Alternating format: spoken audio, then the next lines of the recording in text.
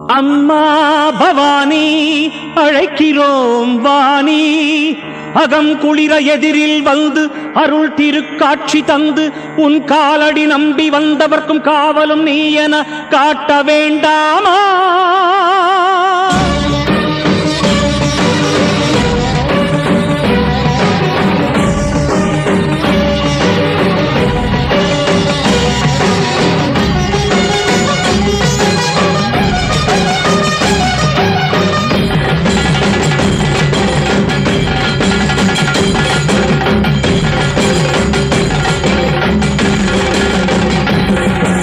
மண்ணை பொன்னென கல்லை கனியென மாற்ற வல்ல மகேஸ்வரி,